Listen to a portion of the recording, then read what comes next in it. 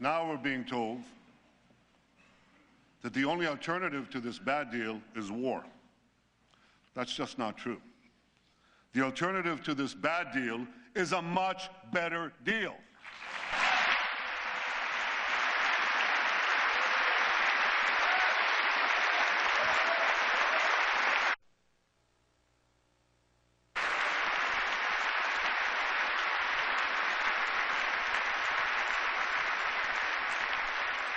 A better deal that doesn't leave Iran with a vast nuclear infrastructure and such a short breakout time.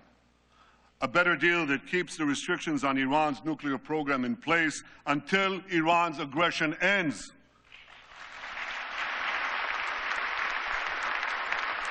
A better deal that won't give Iran an easy path to the bomb.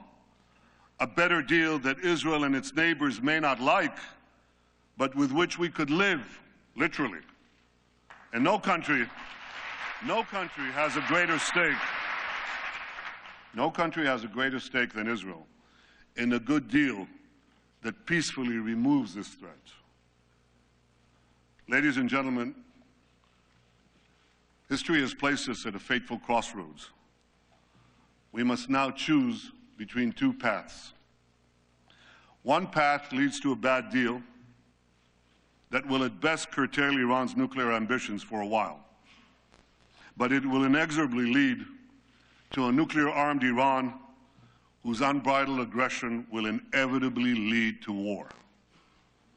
The second path, however difficult, could lead to a much better deal that would prevent a nuclear-armed Iran, a nuclearized Middle East, and the horrific consequences of both to all of humanity. You don't have to read Robert Frost to know. You have to live life to know that the difficult path is usually the one less traveled. But it will make all the difference for the future of my country, the security of the Middle East, and the peace of the world, the peace we all desire.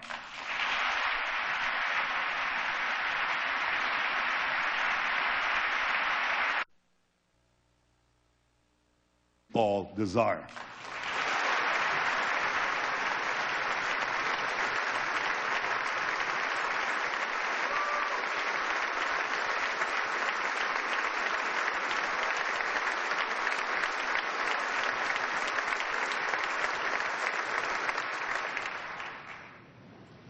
My friends, standing up to Iran is not easy. Standing up to dark and murderous regimes never is. With us today is Holocaust survivor and Nobel Prize winner Elie Wiesel.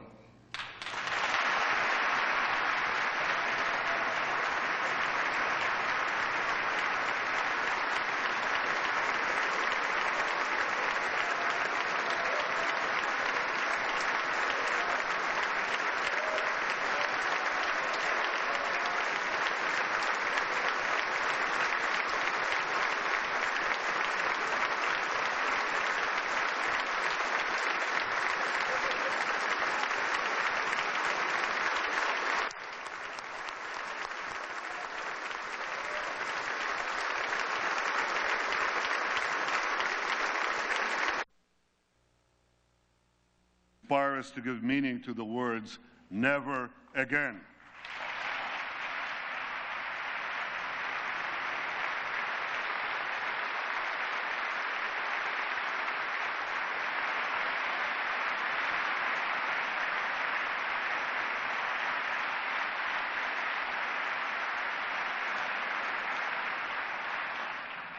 And I wish I could promise you, Elie, that the lessons of history have been learned.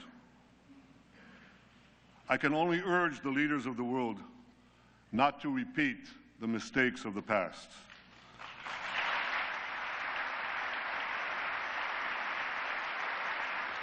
Not to sacrifice the future for the present, not to ignore aggression in the hopes of gaining an illusory peace.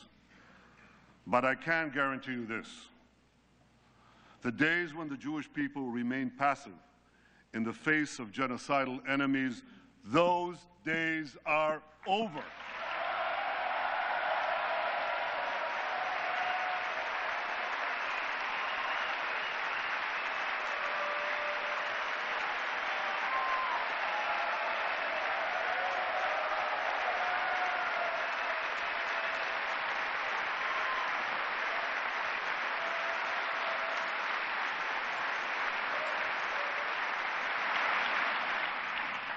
We are no longer scattered among the nations, powerless to defend ourselves.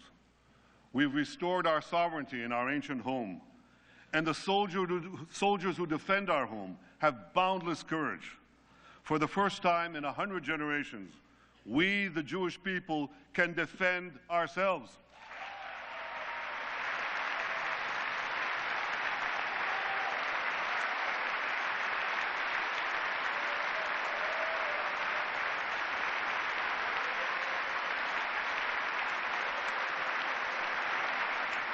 This is why, as Prime Minister of Israel, I can promise you one more thing.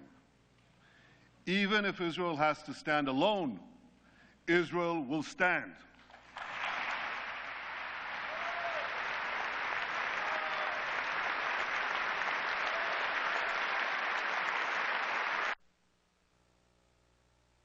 I know that America stands with Israel. I know that you stand with Israel.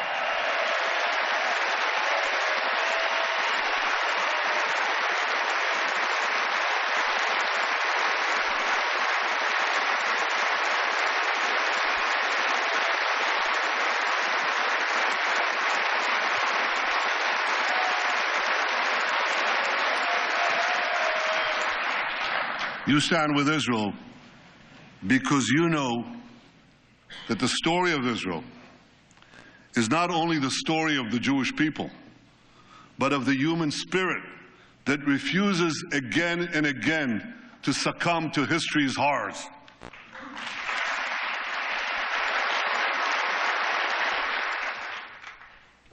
Facing me,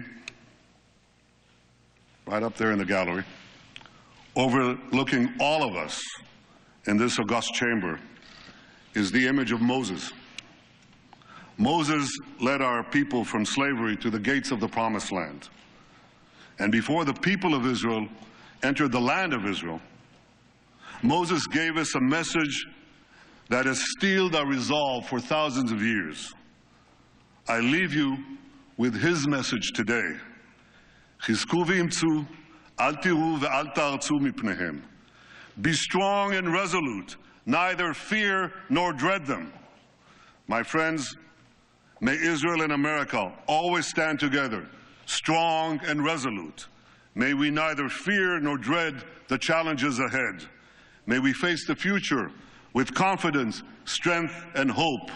May God bless the state of Israel, and may God bless the United States of America.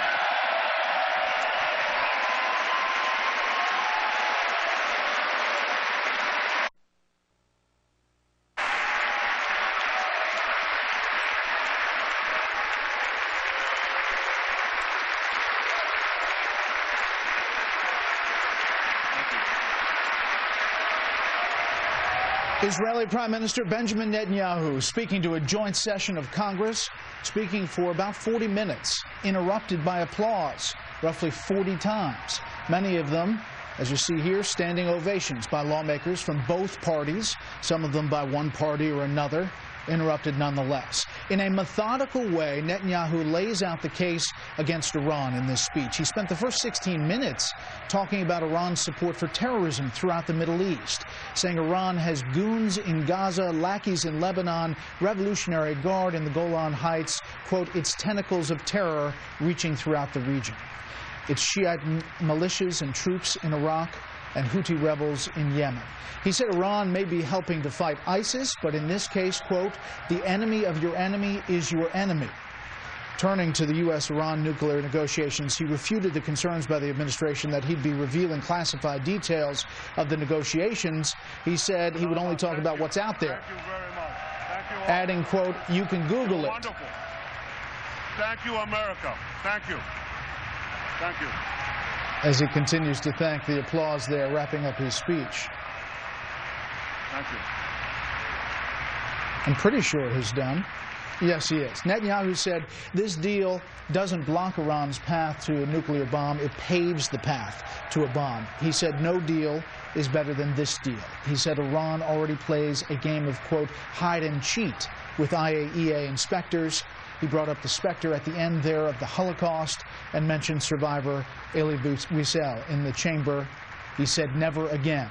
He also promised Israel would stand alone if it has to in this case. Back here in the studio with our panel, Yochi Dreesen, managing editor of Foreign Policy magazine, A.B. Stoddard, associate editor of The Hill, and syndicated columnist Charles